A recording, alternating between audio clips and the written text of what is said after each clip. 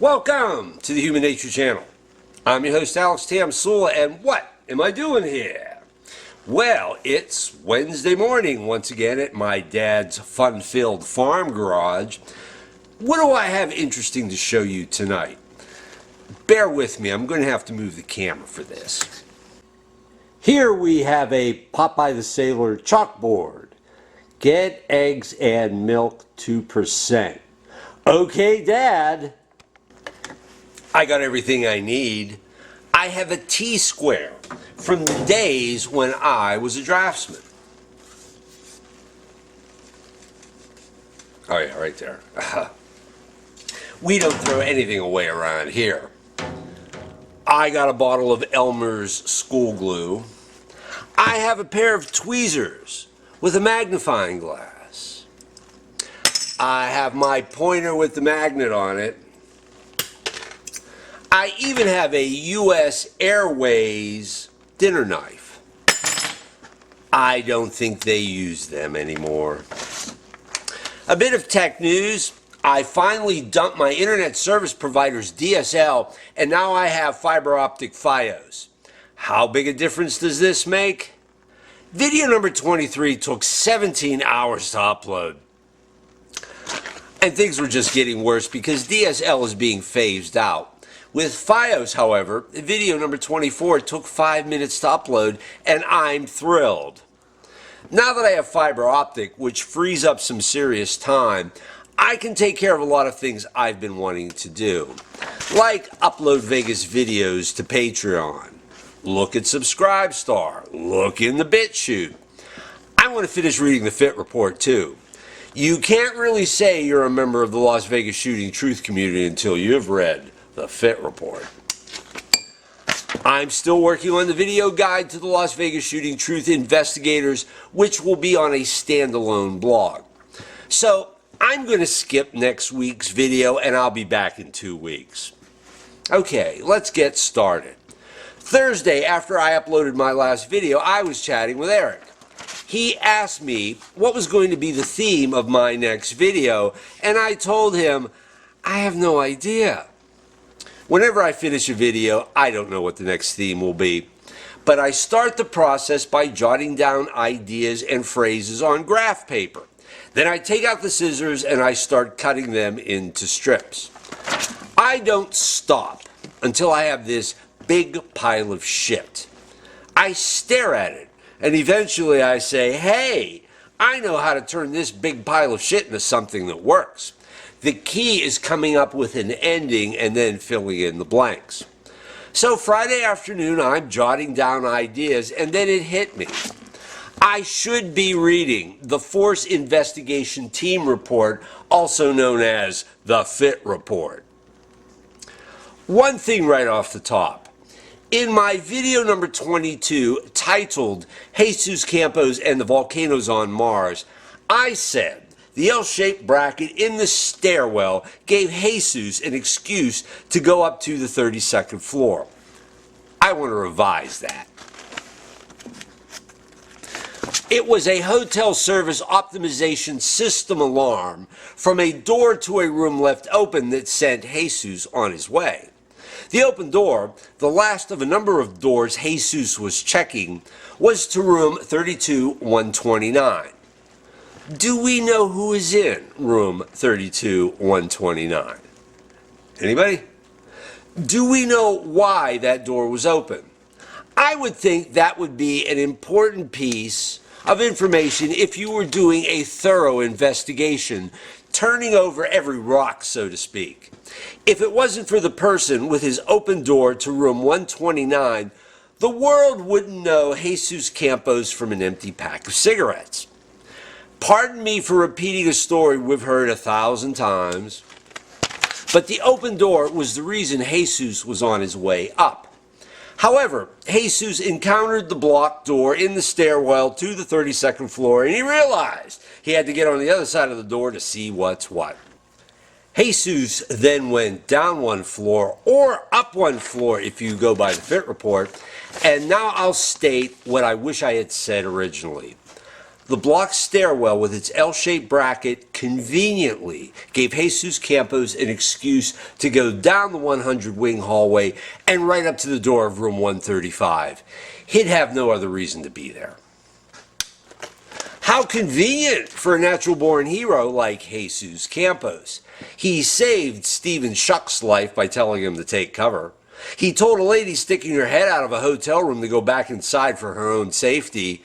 I'm surprised Jesus didn't deliver a baby and rescue a cat out of a tree before the night was done.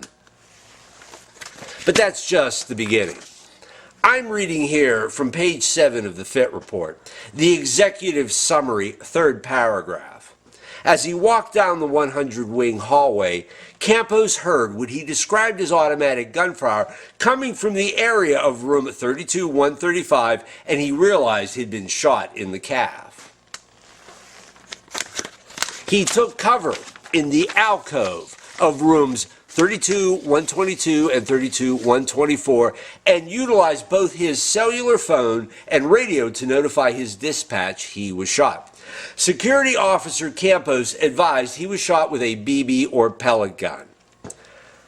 Now, I know Jesus and Shuck tell a slightly different version of this story on Ellen, but I'm just looking at the Fit Report and the way it's written.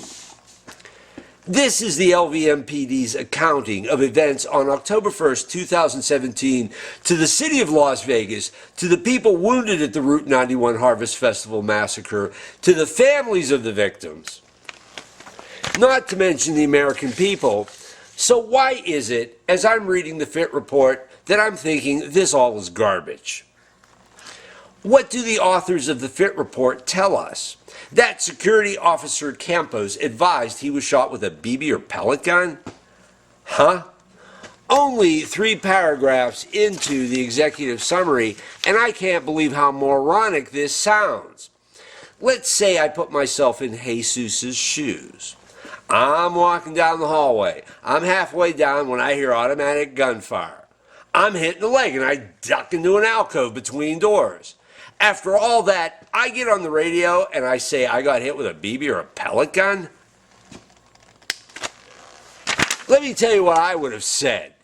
We've got a situation up here on the 32nd floor, 100 wing hallway. Somebody's firing an automatic weapon through a door. I've been hit in the leg. Tell Shuck not to come down here. Call the police. That would have made perfect sense. But what I'm reading in the Fit Report is patently ridiculous. Again, from the executive summary, 4th paragraph. Engineer Stephen Shuck finished fixing a water leak on the 62nd floor when he was directed to respond to the 32nd floor in reference to the bracket preventing the stairwell door from opening. He just finished fixing a leak. Interesting timing that. I'll bet Slippery Abdul, staying at the Four Seasons, was happy he no longer had a drip under his bathroom sink. Foolish Americans. Then we get this in the 5th paragraph. As Engineer Shuck walked up the hallway of the 100 wing, he observed Security Officer Campos poke his head out of an alcove. Engineer Shuck then heard rapid gunfire coming from the end of the 100 wing hallway that lasted approximately 10 seconds. When the gunfire stopped, he heard Security Officer Campos tell him to take cover. Engineer Shuck stepped into an alcove and gunfire again erupted down the hallway coming from room 32-135. The gunfire lasted a few seconds, then stopped. The gunfire started again after a brief pause, but Engineer Shuck believed it was directed outside and not down the hallway. This reads like somebody moving cardboard cutouts around. As I said in my very first video on this channel, I have a degree in English, and I'd like to think I know the difference between good writing and bad, and buddy, does the writing of paragraph 5 suck. Or at least it's vague, confusing, and misleading. Here's a scary thought. Maybe the vague and confusing writing was done on purpose. Let me break down this particular paragraph and show you what I'm talking about. Engineer Shuck heard rapid gunfire coming from the end of the 100-wing hallway that lasted approximately 10 seconds. When I first read that sentence, I wasn't exactly sure what Shuck meant. If I were reading a war novel and a soldier said, "I heard rapid gunfire coming from a stand of trees," I would think he meant that the troops he was with were taking fire. But that couldn't have been what Shuck meant. He's not going to stand in one spot for 10 seconds with hot lead flying around him. Then, in the last sentence of the paragraph, Shuck says, gunfire started again after a brief pause, but he believed it was directed outside and not down the hallway. Suddenly, Shuck, or the authors of the Fit Report, get specific. The gunfire was directed outside. But during the 10 seconds before Jesus Campos told him to take cover, we're told it was coming from the end of the hallway. If the authors of the Fit Report were taking a creative writing class with me and they presented a paragraph like this, I'd jump all over it for not being clear. Since they're taking my class, I'm assuming they want to be good writers. But nobody would write this badly deliberately. Or would they? If that's the case, maybe I should be taking classes taught by them. 10 seconds is an awfully long time to stand in one place if you're hearing gunfire coming from any place. Count it off yourself. 1 Mississippi, 2 Mississippi, 3 Mississippi, 4. If it had been me standing where Shuck said he was standing, I would have said, "Hey, Jesus, let's get out of here and head down to the core where it's safer." That would have made sense. Now, you might say, well, Shuck was surprised by the sound of the gunfire and froze. Well, he didn't freeze enough not to follow Jesus' instructions and take cover. Again, something about paragraph 5 makes no sense, which leads me to believe something is being deliberately obscured here. Something that happened in the strange 10 seconds of rapid gunfire. Something Campos and Shuck saw, something MGM and the LVMPD want kept under wraps. How's this for a crazy speculation? During the 10 seconds, the door to room 132 opened and out steps one of the women who had been down at the concert an hour before Jason Aldean took the stage and who started yelling, "You're all gonna die!" Duh, duh, duh. She is wearing a handbag and holding a pellet gun. She walks up to Jesus and shoots him in the leg, as has been prearranged. "Muy importante," she says to Jesus. Then she points the gun at Shuck and says, "Take a Phillips head screwdriver out of your tool belt, take that L-shaped bracket off the stairwell door, and after I go through it and go down the stairs, put it back on. And tell nobody about any of this. Remember, we know where you live." The woman goes down the stairs, and when she's on ground level, she meets with her FBI handlers. Far-fetched? I can do far-fetched with the best of them.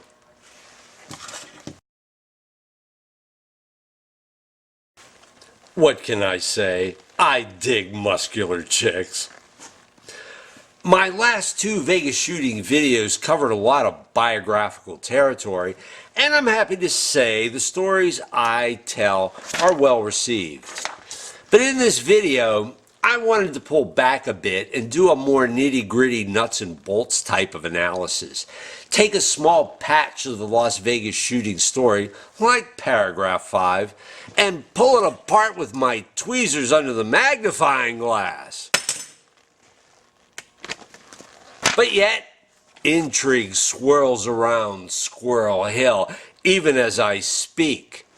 I live on the edge of the rabbit hole, the inside edge of the rabbit hole specifically. How can I not tell you about it?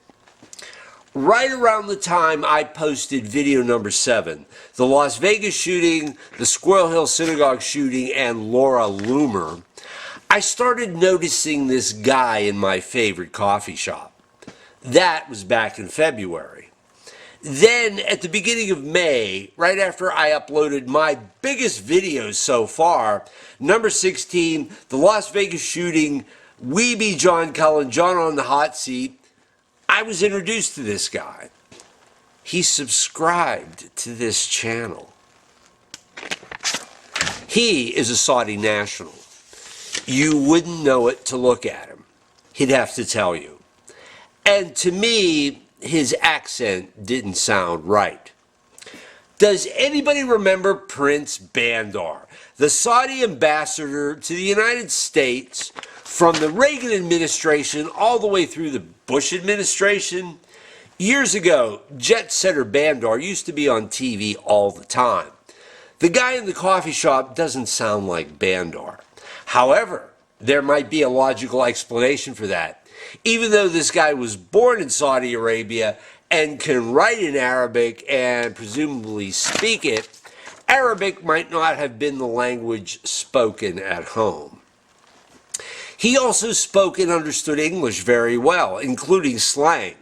He never stopped you to explain a word, yet he had to be one of the most passive-aggressive people I ever met in my life. The only time he ever got aggressive when he was trying to find a way to insert himself into my life. The only thing he ever said to me that I found to be of any consequence was this: when you are a Saudi visitor to America, the Saudi Arabian government has agents in America to keep an eye on you. Oh, that's just great. If somebody is watching him and I'm hanging out with him, they're watching me too. The big time at last. I wonder if my Las Vegas shooting videos are making somebody in Jeddah nervous. If this is true, what does that say about the direction in which the Las Vegas shooting investigation should go? I love my job. I really do. I'm tickled pink. Oh, and the song, We Were the Wild Ones, by Waylon Jennings. Have a good one.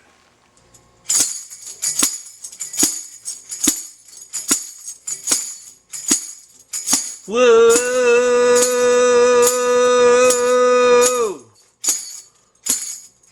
whoa,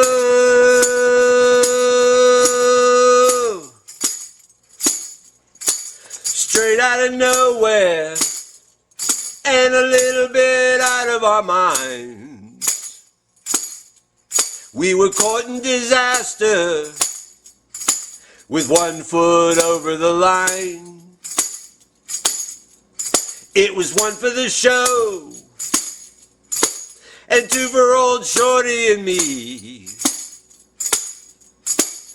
We were the wild ones and we had this town up a tree. We were the wild ones, the ones they couldn't control. We were survivors, good hearts, body and soul. We were the winners, 'cause we didn't know we could fail. We were the wild ones and we had the world by the tail.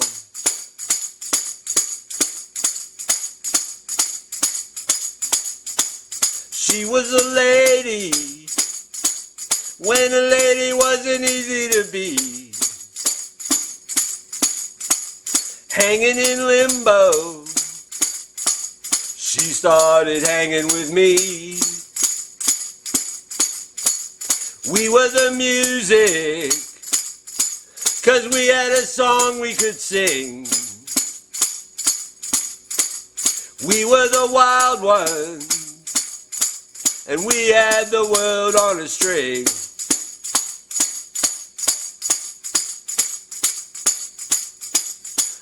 We were the wild ones, the ones they couldn't control. We were survivors, good hearts, body and soul. We were the winners, 'cause we didn't know we could fail. We were the wild ones, and we had the world by the tail.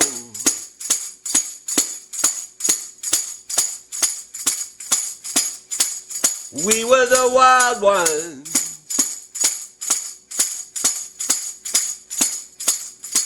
and we had the world by the tail.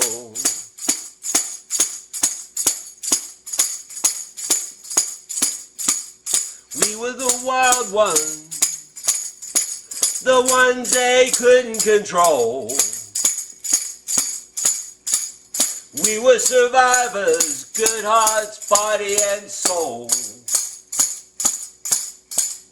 We were the winners, 'cause we didn't know we could fail.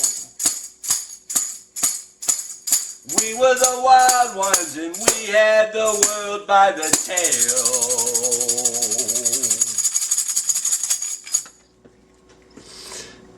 Later.